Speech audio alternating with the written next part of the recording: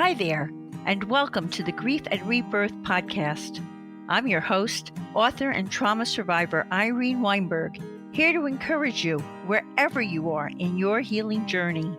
In each episode, I chat with incredible grief and trauma specialists, healers, mediums, and celebs, as well as remarkable people who have inspiring healing stories to share. If you're looking for a podcast that's both uplifting and inspiring, you've found it. Let us help you find your joy in life. Hey everyone, I hope this finds each of you so very well. I'm speaking to you from my studio in West Orange, New Jersey, and I'm absolutely delighted to have this opportunity to interview Bill Murphy, who will be speaking to us from Grafton, Massachusetts. Bill has a bachelor's degree in psychology from Worcester State University and a master's degree in counseling psychology from Framingham State University. He is a multifaceted business and life coach, a highly regarded entrepreneur in real estate, a successful author who is dedicated to helping others heal, and a dedicated advocate for mental health and wellness. With a passion for fitness and a commitment to giving back, Bill has completed multiple marathons, ultra marathons, Ironman competitions. He holds a second-degree black belt in the self-defense technique called Krav Maga, and he has raised over $525,000 for various charities. And if Bill's accomplishments weren't impressive enough, and having overcome devastating trauma from an over-the-top abusive childhood, mental health challenges, and PTSD, in his best-selling book titled Thriving Through the Storm, 9 Principles to Help You Overcome Any Adversity, Bill has an important message that syncs with the message and the mission of Grief and Rebirth podcast. When a storm hits, we have 3 choices: give up and become a victim, do what we can to survive, or learn to thrive. Bill not only survived, he healed, transformed, and learned to thrive. I'm eager to talk with Bill about how he was able to heal and transform the traumatic storms in his life, how we can make peace with our past, the ways we can identify and break our negative patterns, his high performance mindset, the importance of journeying from success to what he calls significance, and more. This is surely going to be an inspiring interview with a man who has achieved remarkable healing and growth to become a role model for many others. Hey, Bill, a warm welcome to Grief and Rebirth podcast. That was a warm welcome. I appreciate you having me. I'm honored to be here. Thank you so much. I mean, there is so much to you, and I so identify. I especially respect the healing you've done in your life, because I, too, had a traumatic childhood and a traumatic background, and I've been healing most of my life. And when I meet someone else who's done that and then moved it forward and you're inspiring others to do the same, boy, oh boy, I can't wait to get you on the podcast. It's wonderful, because we're going to help a lot of people today. So thank you. Thank you. So let's start. And I guess you're comfortable enough now talking about it. Let's start by having people know how you began, by having you describe this horrific abuse-filled childhood that you spent in survival mode and playing the victim. Yeah. So I considered my upbringing normal as a kid. I just thought everybody had it a little better than me.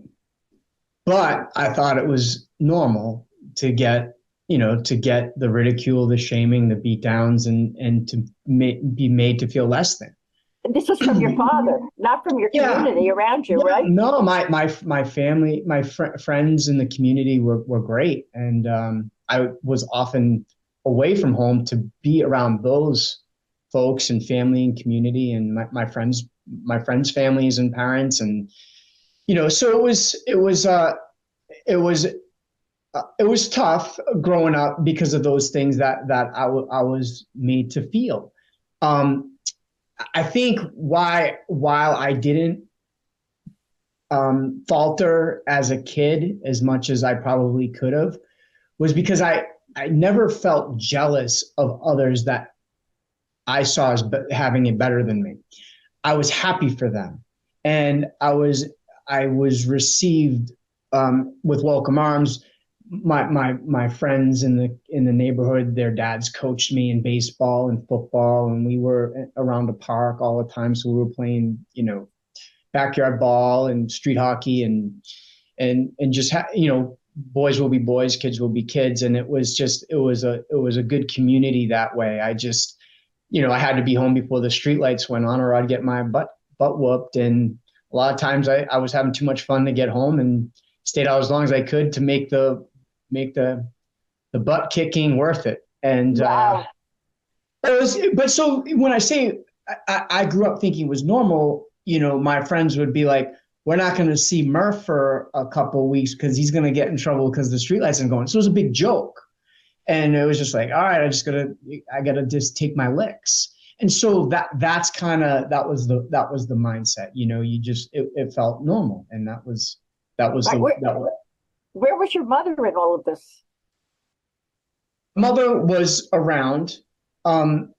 It felt like she protected me as much as she could. But like during the real tough moments of the physical abuse, it was like, I mean, my mom and I were very close. We both look back and we're like, she doesn't remember where she was, and I don't remember ever seeing her. So it was one of those things that, maybe she, hid, not just physically, emotionally, spiritually, mentally, like just, there's nothing I can do. And she was very fearful. And Yeah. Was your father abusive to her also? no, verbally, he was very shaming to my mom and ridiculing, but not physically. Which the physical piece of my mom not to have that was a blessing for us to grow up and not see that. And actually, you were the recipient of his rage, his true full rage. Yeah. Sounds like. Yeah, and I would rather be me than my mom or my sister or sisters.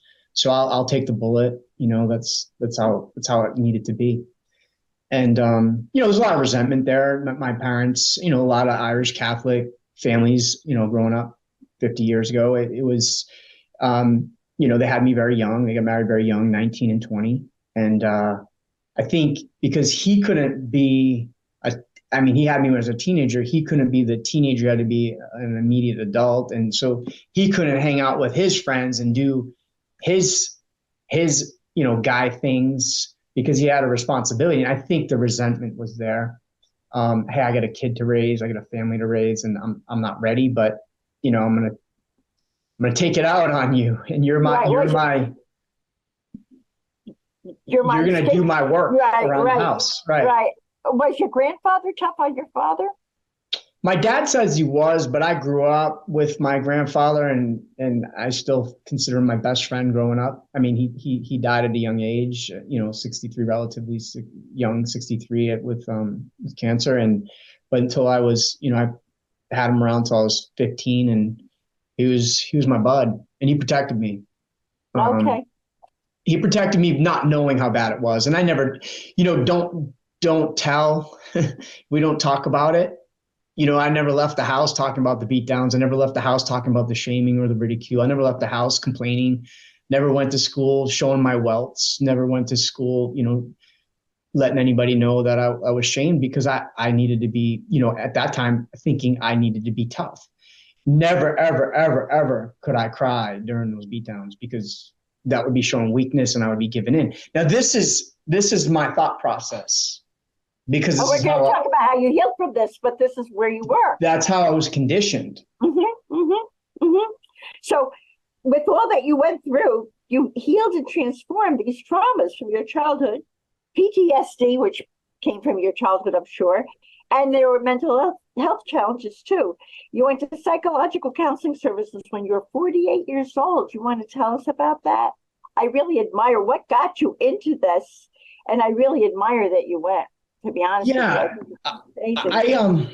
Yeah, I struggled with anger growing up, and even in business, I would get angry if the deal went south. I would get angry at my staff. I would get, if I was working and the TV was on too loud, I'd yell at the kids.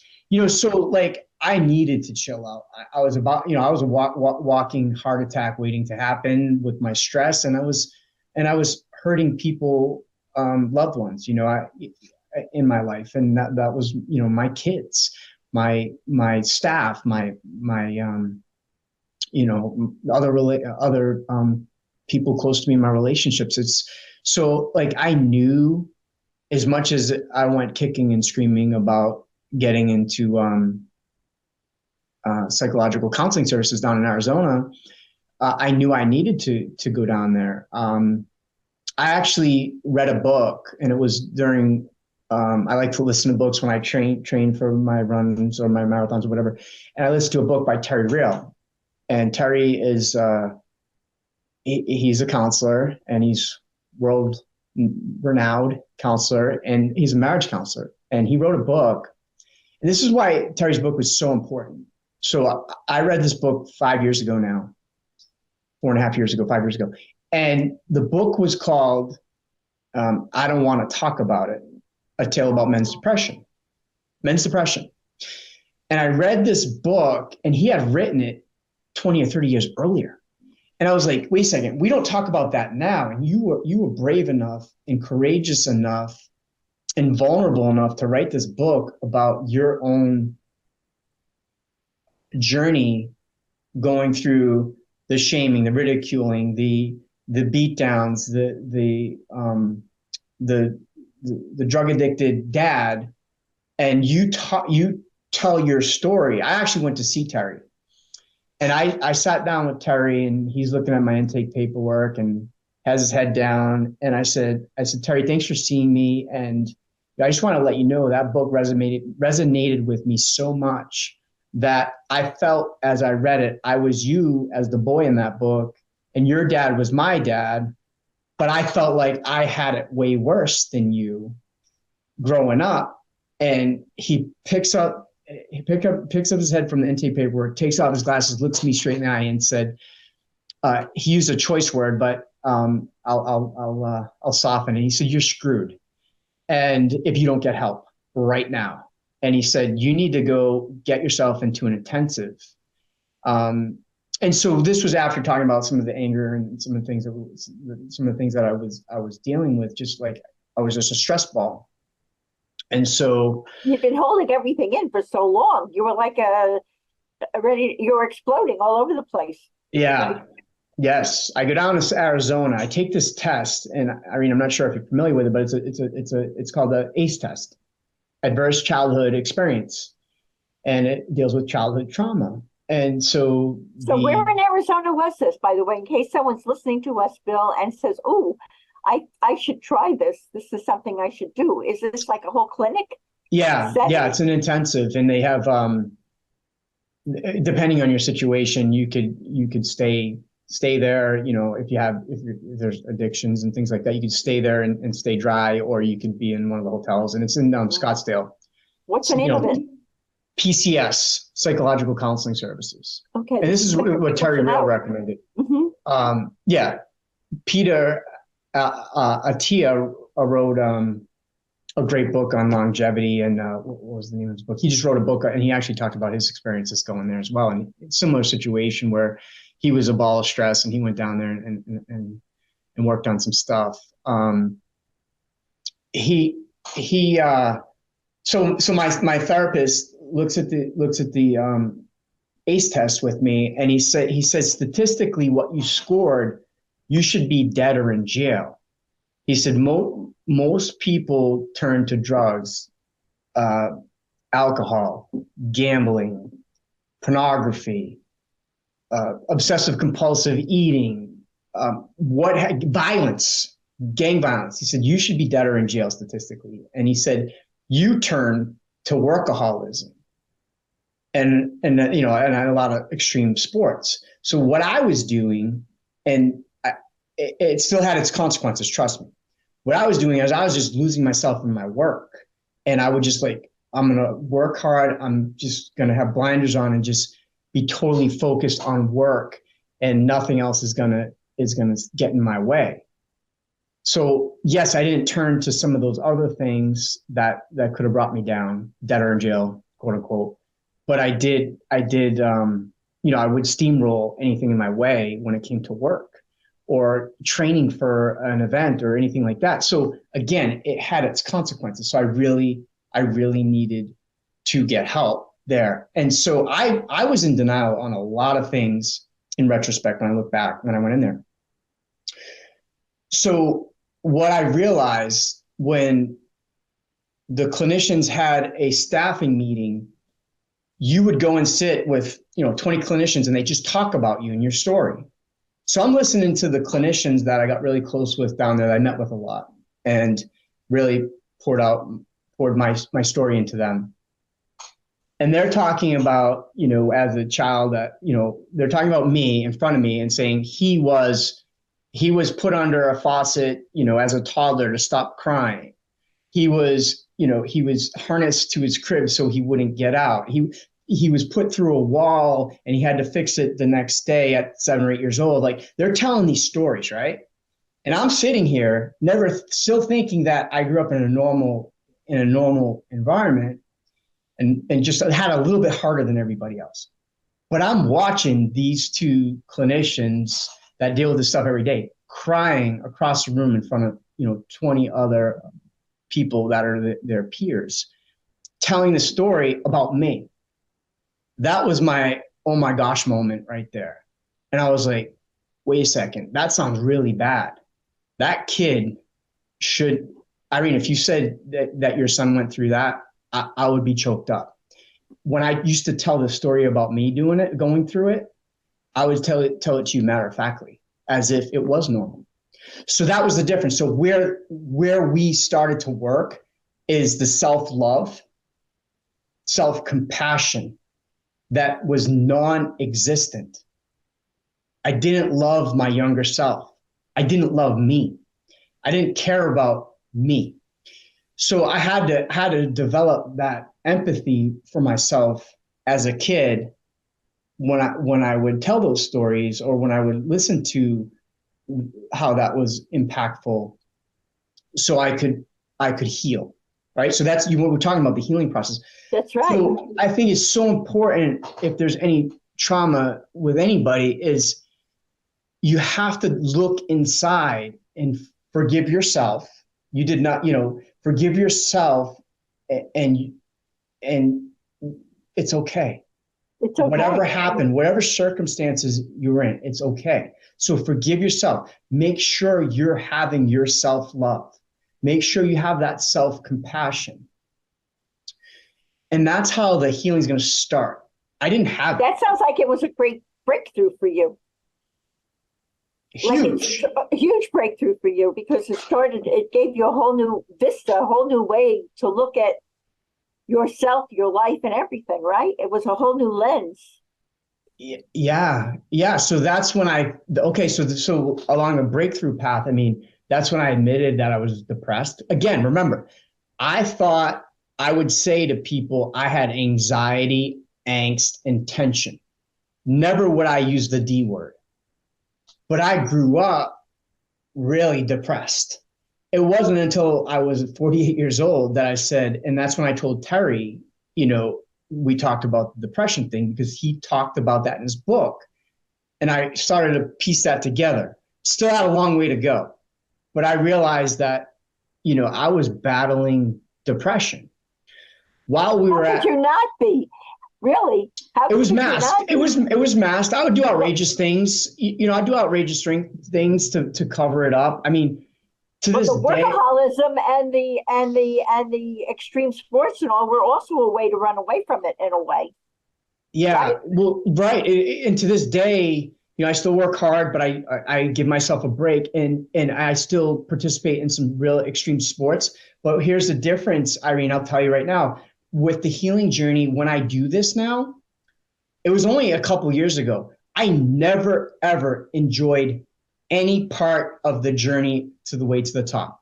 If I had my best year in sales, if I had my best income year, if I accomplished some wonderful feats, it was what's next, what's next, what's next, what's next. Okay, there's no time to rest. Let's go, let's go, let's go. Now, when I have my Ironman, I have an Ironman coming up this weekend. When I do these events, I say, let's enjoy the work's already been put in, the training's already been done. Enjoy this moment. It's grueling and there's going to be some dark times, but enjoy it. There's so many silver linings that are going to come about this. Smile at the volunteers. Say thank you to the supporters and your family that shows up. And like, I would just be so focused, and we use the word blinders again, so focused with blinders on that. Again, we're going to steamroll whatever in our way. We may give a little half wave to those that are supporting and loving us, but not really acknowledging them. So when you're able to like take that down and allow people in to lift you up, that journey to the top is going to be so much sweeter. So it's so important. That's part of the healing process. Again, it starts with the self-love. It starts with the compassion. Yeah. It's almost intoxicating when you start to drop some of that stuff, and all of a sudden you allow yourself to be more aware of all the positive things. So speaking about the positive things, you had to break through a lot of negative patterns, and you had to learn to control your emotions more, right? Now that you're becoming conscious of them. So what was that all about? And then you had wonderful silver linings that you discovered when you began to make peace with your past. So you want to tell us about all of that? Yeah. The silver linings are, I wouldn't trade anything, for what I went through, because I believe that it was a calling, that here I am now. And I may not have had the success in my life. I may not have had the things happen to me or get to do if I didn't have the adversity thrown at me in the beginning, where I had to go from survival to thriving, or the alternative is just to lay down in the fetal position and just and go down the wrong way. And I've had friends, unfortunately, I've had friends that had similar backgrounds, and we probably all have, that went down the wrong path, and there was either drug addiction or some type of self-medication, a lot of times, that they would have to turn to, that they thought they needed to turn to for their own healing or to mask their own pain. And a lot of times that ended up in tragedy, and still does to this day. And so, that whole workaholism thing, and, it taught me, some great values. I continue to try to understand psychology, and why the reason that I got my master's in counseling psychology is because I was fascinated on why things were so messed up. I love that you did that. Never talking about it.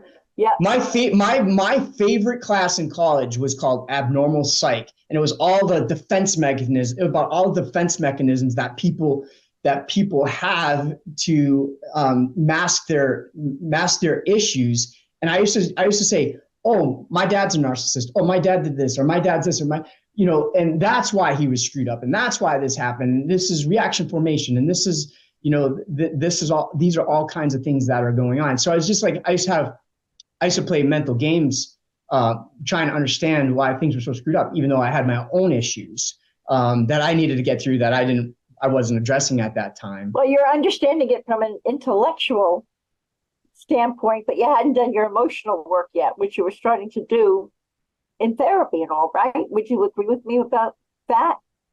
Yeah. Yeah. And let me ask you, you learned about controlling emotions. So before we move on, that's really important. What are your tips for people that you learned? Because you broke through your negative patterns, but it's hard work. Bill. Yeah. And then you learn how to control your emotions. So someone triggers you and that rage starts coming on up. What do you do? So there's a couple things here with the emotion control. So, when it comes to like high pain thresholds, right? So like I feel like my relationship with pain and working out, like I'll work out in extreme cold, extreme heat. I'll push myself extra mileage and do things to put my body through some stuff. So I know I have good pain threshold when it comes to physical activity. But if my 20-year-old daughter yells at me that I don't understand her, I go crazy. Like, what do you mean I don't understand you? Of course I understand you. So my threshold is very low there. So like we're constantly trying to evolve and understand our thresholds when it comes to emotions. Like road rage. If somebody cuts you off, I mean, what's your threshold like? Are you gonna just lose it? Are you gonna just get centered?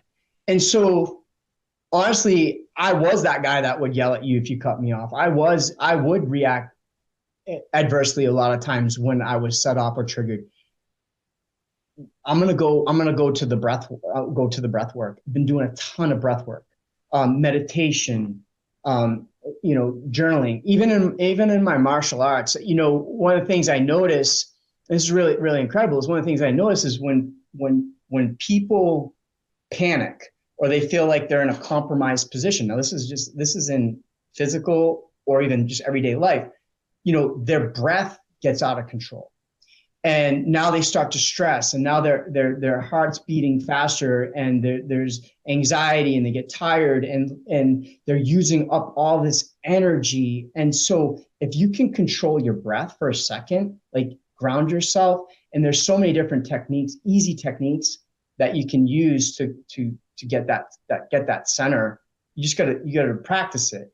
But practice that in meditation, and when real life happens, hey, I'm going to do a 60-second box breathe, 4 seconds in, hold 4 seconds, 4 seconds out, breathe 4 seconds. It's the box breathe. There's so many things that you can do. There's just or just close your eyes, visualize, a better outcome for a quick second. Like it's hard to do it in the moment. So this is practice, practice, practice, practice, practice. I'm not being kooky and telling somebody to go, hey, I just do breath work when someone cuts you off. Close your eyes. Don't close your eyes when you're driving. Just do the work. Practice meditation. Practice. Get an app or get something that will help you in your routine, so you can work on that. Maybe it's also journaling. I love to journal and get my thoughts out. And I feel like that helps. That's a release. That helps. And what this does, Irene, when you do this stuff, like I do this stuff in the morning, it's part of my routine. And so when the day throws curveballs or adversity bombs at us, right? I feel like I handled it much better. I had my intense workout. I had my journaling and my meditation, and I read my scriptures. So like I did all the things that it's not so bad when there's a deal that feels like it's going south that I can't handle, because I've already prepared my mind, body, and emotional soul to handle that at that time. So some of these practices can help with that. I mean, whatever it is that can ground you. I mean, there's so many different things. I believe you had a podcast about tapping. That's another way to do it. I personally don't use that. Right. There's not a one size fits all for everything, but try different things that work for you. Just get that routine so you can handle that. And it's part of bookending your day. So if you start your day strong, end your day strong. And when I say end your day strong, I don't mean by binge watching Netflix, the latest and greatest, episode of Game of Thrones or whatever the new craze is out there, but maybe journal, maybe breathe for a little bit, talk to your significant other, talk to your kids. There was Brendan Bouchard Growth Day had this great exercise that he does every day. And I practiced it. I thought it was great. Very easy. It's called 3-2-1. No food 3 hours before bed. No work 2 hours before bed. and no scrolling or TV an hour before bed. Right. Let me ask Three, you two, this. one. Right. You're right. So all of this you talk about in your book, right? Because in your book, it's a very straight talk self-help resource for anyone who wants to transform negative feelings into success, happiness, peace, and overall enthusiasm for life. So would you say that what you're talking about is a lot of what you present in your book? And I get from everything you're saying that improving your life and getting past all this trauma and all is about giving yourself the tools and knowing that you have choices when you are faced with these emotions, and where do you want to go with that, not just the one choice of popping off at somebody or displacing your rage onto someone. Would you agree with that? I would. And I do want to talk about, I think you mentioned the peace with your past. And I started to say, the self-love, self-compassion, forgiving yourself. Here's where it gets hard. Now you've done that hard work, right? Where it gets a little bit harder is, in my case, my dad, right? My dad, he keeps saying he did the best he could, right? We talk, and here's the thing. I have no ill will towards him. I'm not holding a grudge. And I told him that. Like I'm is it a little awkward sometimes when we're at a cookout on Father's Day? Sure. but as I asked him, I said, Dad, just be a good grandfather to my kids. That's all I need you to do. And forgive the person that you felt wronged you. Now, it could be something traumatic, like really traumatic childhood, parent, whatever. It could be some abuse of some sort. It could be the kid that sat 2 rows ahead of you in 3rd grade that used to make fun of your teeth or your hair, or that you wore glasses, that traumatized you in 3rd grade, and you still have ill will. Let it go. Watch the magic happen when you're able to release that kind of stuff. We talk about forgive. We talk about gratitude, but actually really release it. Like really intentionally send that person. And this is where it all comes full circle. Send that person blessings if you can. First, you have to do all the healing. Okay, forgive yourself, forgive them. Then you work on the blessings. I don't expect this to happen overnight. We talk about therapy, Irene, and maybe you do need to still go there. Mm-hmm. But if you're able to do all that, now you just released all that stress, all that angst and anger that you've been suppressing for years, and maybe not even talk about. Maybe you forgot about the 3rd grade incident that had punished you all year long, and you just I didn't like Jimmy Smith because he was just so mean to me in that 3rd grade. Like, let it go. Let it go. It will heal you. There's no good in about that grudge. Because you talk about that forgiveness as a significant ingredient needed for healing. When did you get to that forgiveness about your father? I mean, it must have been well into your therapy journey, would you say?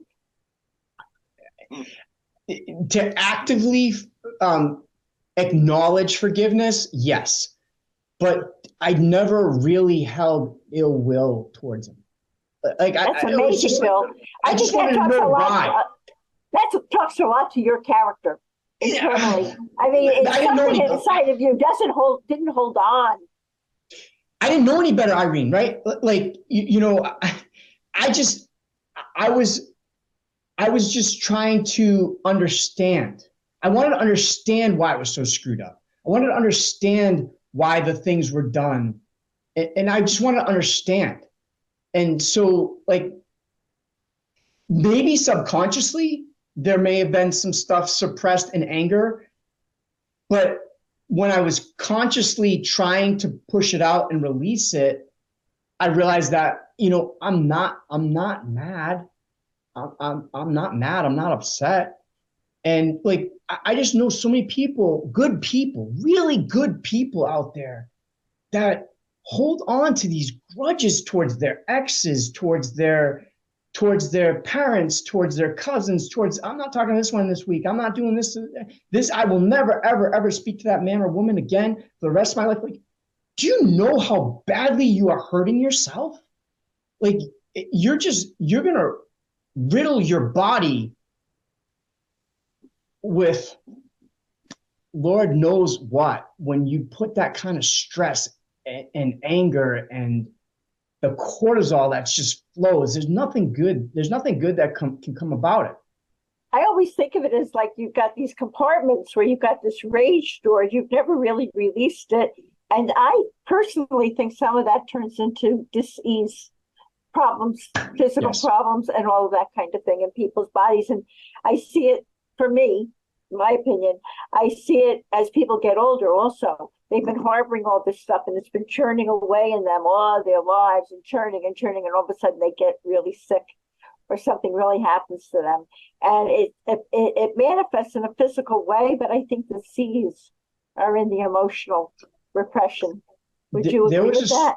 Yeah, I would. And I just listened to a podcast. It was an influencer. She was brilliant. She was, she was very well off. She was really doing well. And she used to say, forgive people. And she would practice all this stuff.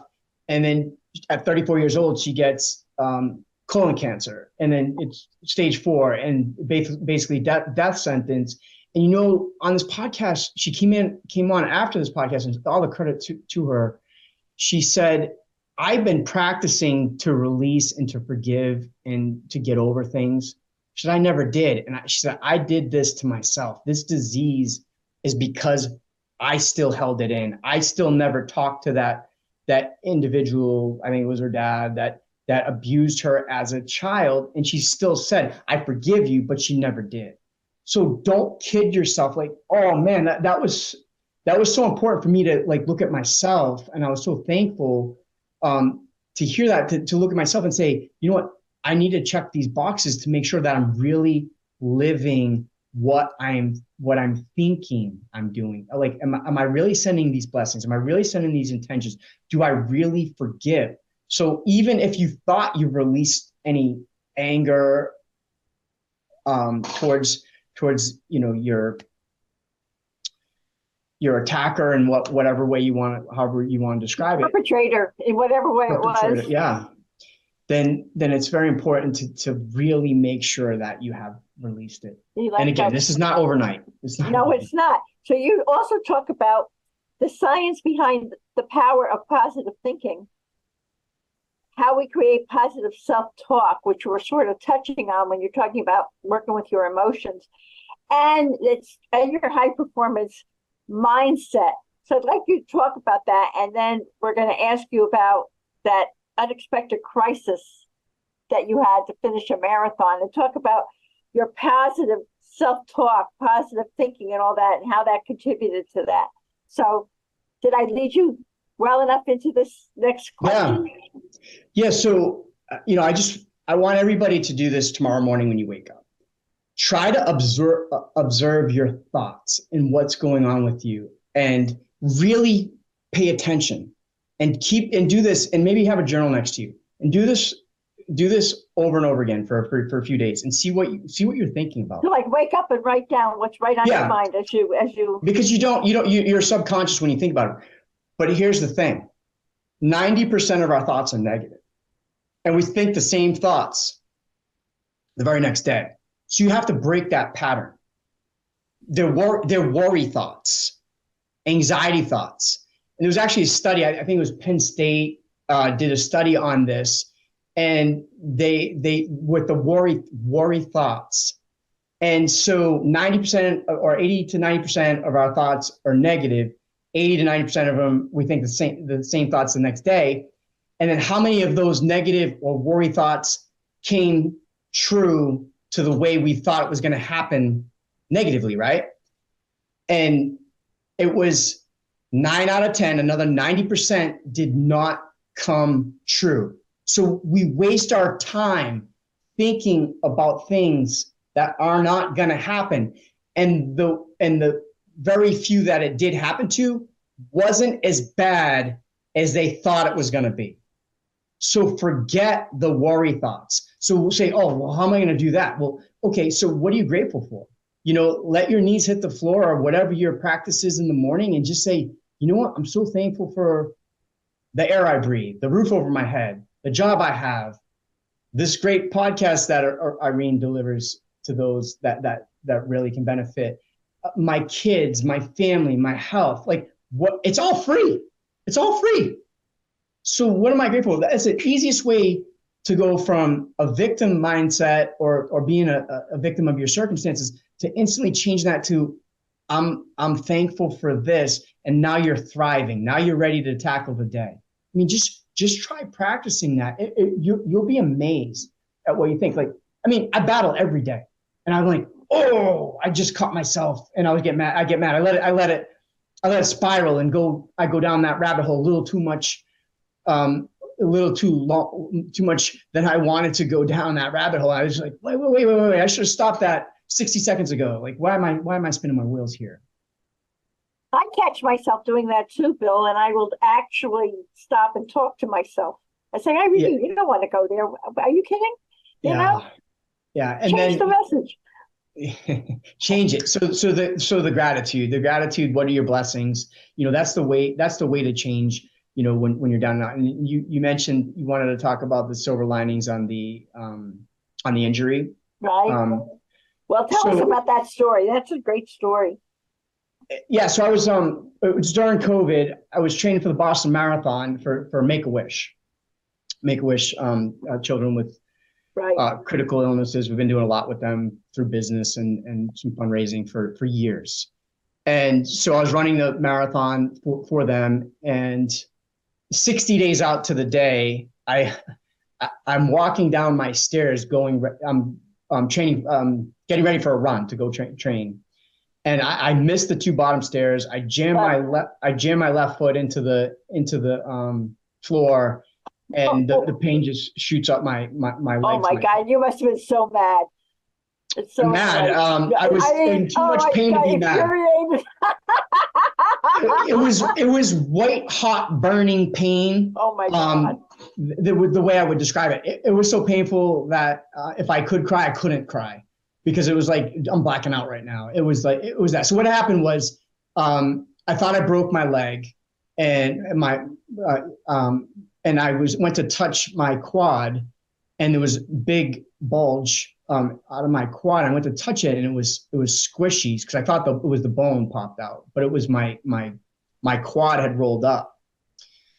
So I had a friend take me to the hospital, and they got me into surgery the next day. They're like, you just ruptured your quadricep.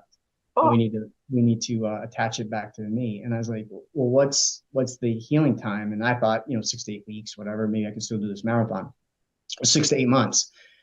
And so I remember I'm sitting on my recliner. And so now the next day, a couple of days go by. And after the surgery I had the next day, and in this big, huge brace, and the Make-A-Wish team reaches out and says, hey, Bill, so sorry to hear about your injury. And, we'll withdraw you from the Make-A-Wish race, from the Boston Marathon, and we'll get you a bib next year if you want to still run for us. We'd love to have you back and all that stuff. So I've run for a few years for them.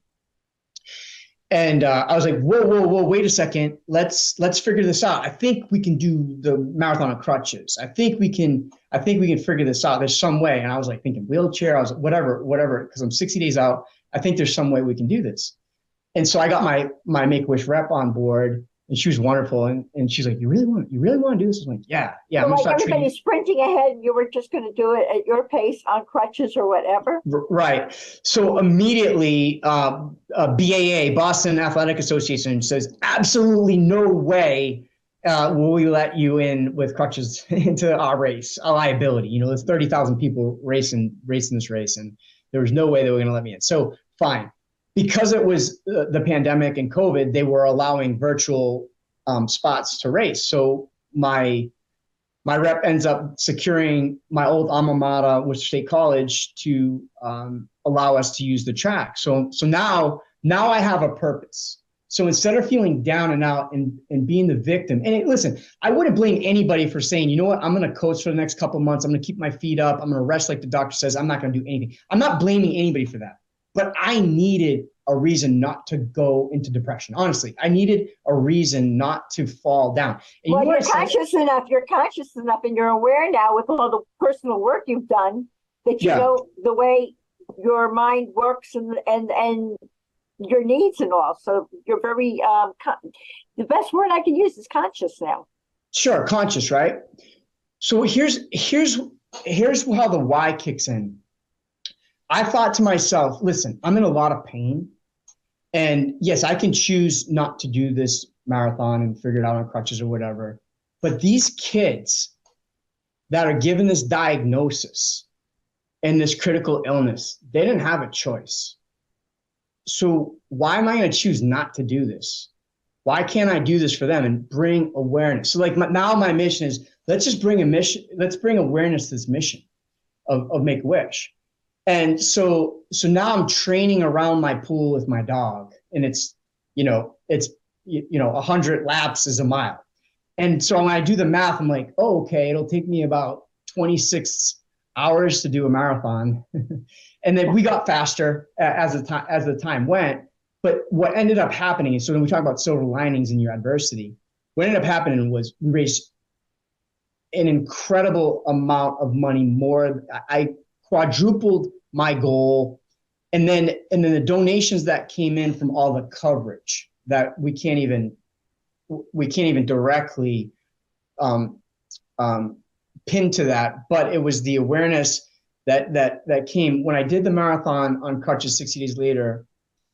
The money that came in from the news channels and the coverage and the papers and everybody that covered it brought in so much awareness and so much more money to the organization that it was I wouldn't even come close to that if I had just put a bib on and went to Hopkinton in Boston, Hopkinton to Boston for the 26.2 mile marathon. What comes through to me also is in your beautiful way, and we're going to talk about moving from success to significance, which is what you did, but in your beautiful way, you let those kids know that they were so important to you that you would even run for them on crutches, that you would overcome your adversity to work for them in their organization. That must have meant a lot to a lot of people. It was quite the day. I never really heard it that way before, Irene. So thank you for pointing it out. However, I will say this. During that marathon, and we finished in 6 hours and 24 minutes, which was really fast. That's amazing. Yeah, it was really fast because I'm gonna tell you, the last 3 miles were my fastest. The last 3 miles, and I had so many supporters, friends, family going along the track with me that day. The last 3 miles, I had a wish child come along, and she had beat her diagnosis, and she was thriving. And she comes out for the last 3 miles to support me. I didn't know her. She was a local kid. She comes out with her mom, and she does 3 miles with me. I finished the marathon, and she was just this ball of joy. She's like, I can't believe you're doing this. I'm so thankful. And she was sharing her gratitude with me. I felt those last 3 miles, which is usually your hardest of any race when you're finishing up. It's hard, right? It's hard, especially on crutches. And I felt like I was floating on air, like my feet and my crutch and everything wasn't hitting the ground, right? And when I look at my time, and I tracked it, and when I look at my time on my watch, my last 3 miles were my fastest 3 miles because that wish child, Bethany, had lifted me up with her enthusiasm, her emotional support, and just her incredible way that she motivated me to get through that. It was remarkable. And that's so powerful. When so powerful. I would say the two of you lifted each other up. She was psyched to see what you were doing for her and other kids who had been like her, and she's transcended what happened to her, but you were there supporting them, and she was thrilled to support you in whatever way she could. What a beautiful thing. And I love how you say moving from success to significance is about giving back, which you're absolutely doing. But why do you say when you give back, it's celebrating yourself? That celebrating oneself is also important. That's the journey. So when I said I would never, acknowledge my accomplishments, I would brush it off. And I think as a society, we tend to do that. Hey, great shot on the golf course. Oh, that was a lucky shot. Or, hey, nice job at your presentation. Oh, I got lucky on that. That was my secretary. We don't, and we can still be humble, right? There's still humility, but it's okay to take credit for things, because I think we're so hard, and we talked about self-talk. We can be so mean to ourselves. Sometimes we talk to ourselves like we would never talk to anybody else. You could just talk to somebody and they're like, I'm an idiot. I can't believe I did this. And just in everyday conversation, it'd be like, well, if I just called you an idiot, that would be very insulting. But you say I'm an idiot and you're talking to yourself, it's okay. But it's really the programming that you're putting yourself in. So be aware of your self-talk. And again, that's when we take the blinders down, and that's when we're celebrating our journeys along the way. And just pick as many people up as you possibly can, but acknowledge those that are supporting you and picking you up as well. Would you say that's part of leaving your legacy? Yeah, supporting people. Yeah, the legacy thing was important because, and I said this to my dad, and I said, Dad, you think by giving $1 away, you're gonna be losing $1. I think of it as giving $1 away, you're making an impact somewhere else in this world. And it doesn't have to be monetarily, right? You could give your time, you could give of yourself, you could help fundraise. There's so many things you can do to give. I'm not just talking about just donating. And so I thought that was super important, as I had that I want to say blessed enough to have some success in business and to have some success in some areas of my life. I knew that I needed to give back because so many people have helped me along the way achieve some things that I probably wouldn't have otherwise achieved, like incredible mentors that gave their time. And so when I give back, I want my kids to see that it's about making a difference for others and not about just being selfish. Be selfless. And I'm so happy to say, it took me a long time. I was well into my 30s before I figured this out. And my kids, my son just graduated college. My middle, she's a sophomore in college, and my oldest is a senior in high school. And my two oldest, my son and daughter, they wanted to do a mission, and they went down to Puerto Rico to help with the hurricane victims for a week, and they want to do that. They did the Providence Marathon last year with me for Make-A-Wish. When I was 20 years old or 19 years old or 23 years old, I didn't think about giving back. I was just look at the role model that they have. Where's the party?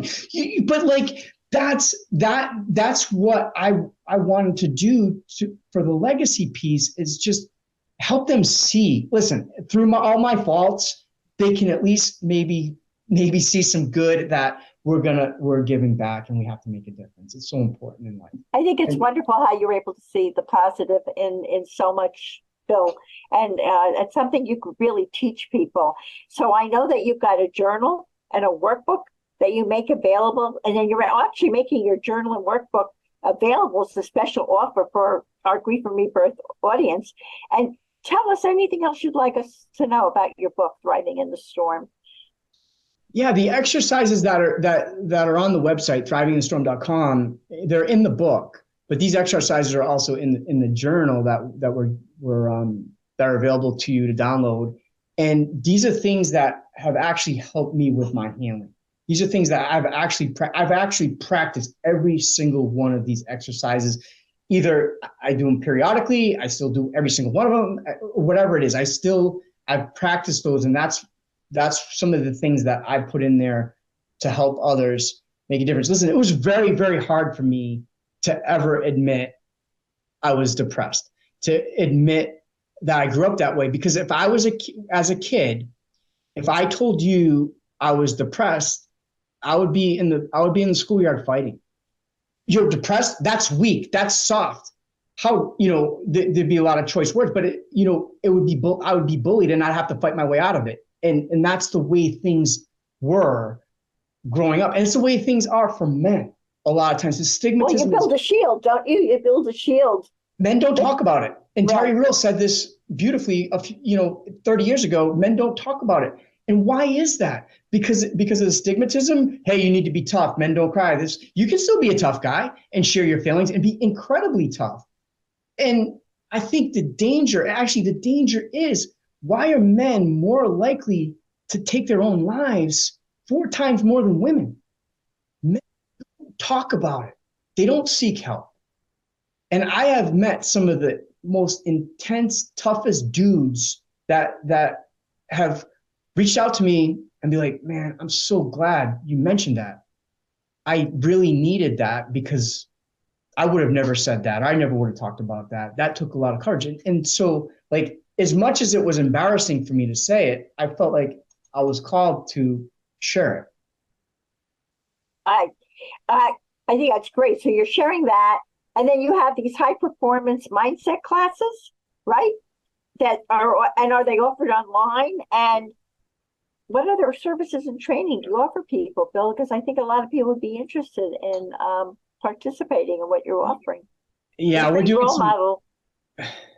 Thank you, Irene. We're developing some of the coursework. We put some coursework together. Hopefully, it should be rolled out in the next couple months. Some of the coursework on mindset, and it starts with a lot of things we just talked about. It. You got a little mini taste of it. Make peace with your past. Forgive yourself. Self-love, self-compassion. Like, if you're stuck somewhere, look at what's holding you back. Like, why can't you break through? And we peel back the layers. And I do that a lot with my coaching clients. We'll peel back layers and be like, hey, sometimes if you're white knuckling and you're pressing and you're pushing so hard to achieve a goal year after year after year, you put down the same goals every single year and you just can't get through it. It might be time to release that a little bit. Your subconscious already knows you want that, but let go a little bit. Don't white knuckle your way to get there, and go do something else. And in 2019, in my business, in my real estate and mortgage business, I was a high producer, but I couldn't beat my own goal. I couldn't get to a goal I wanted for 10 years. I was stuck at the same number, within the same number. And that year I did my first Ironman, and it was in November. And that was the year I checked myself into PCS. And wouldn't you know that I had my best income year, my best sales year, my best work year, because I finally let go. I worked on myself. I did some other things that I've never done physically. And when I was able to let go a little bit of all these things that I've been white knuckling and pressing and pushing towards, my subconscious knew that it needed to take care of it. So when I was able to take care of me with the healing, it blossomed. Everything blossomed. What a message that is for everyone. And I will also say that your interview, when it comes out, we will have links. So we'll talk about that, because you can include anything, for people to know about what you do, so that they can click right on to getting on your site and all of that. And I'd like to know the Bill Murphy tip for finding joy in life. What would you say to people with all you've been through? We really talked a little bit about it. The joy is really your blessings. But every single thing that I do now, that I work hard for, that I never ever was able to enjoy, because I thought I was on to the next thing. When I stop and say, I get to do this. I don't have to do this. I get to do this. a good friend of mine, he's battling. He's a really tough guy, and he's a speaker, and he was a NFL football coach, and he's battling right now, and he has to do the work. I get to do it, and that's where the joy is. Like he was already in a good place physically, and he got cancer. I get to do these things. I don't have to do them. He has to do some of the things that he's doing right now. Look at what you're doing also as you're getting older in life, and you're making such a contribution and such a difference in people's lives. It's wonderful because as you go through your whole journey, you can self-love yourself, and you can feel really good about that your life had such meaning and helped so many people.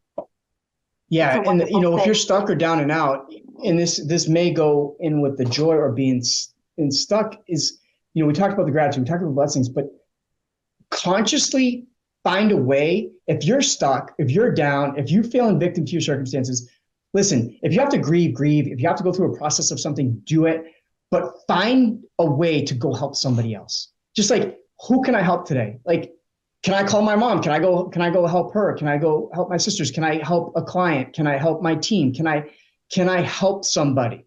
Like, who can I help? What can I do to make a difference somewhere else? Because when you do that, it'll release anything that's going on with you at that time. It really will. And it'll make it that much easier for you to climb out of your own doldrums. And go towards joy. That's a perfect way for me to say that, Bill. I love this great quote from your book, Thriving in the Storm. And it says, today, I am living proof that it's not only possible to survive the various storms, but to thrive by turning those feelings of shame, anger, resentment, rejection, and fear into happiness, joy, and an overall enthusiasm for life. Through remarkable healing and growth, you have become an admirable role model for so many others. Thank you from my heart, Bill, for this inspiring, healing, and really meaningful interview with you today. And here's a loving reminder, everyone, that you can see the show notes and all Grief and Rebirth podcast episodes on ireneweinberg.com. And make sure to follow us and like us on social at Irene S. Weinberg on Instagram, Facebook, and wherever you get your podcasts, including YouTube. As I like to say, to be continued. Thank you so much, Bill. Many blessings, and bye for now.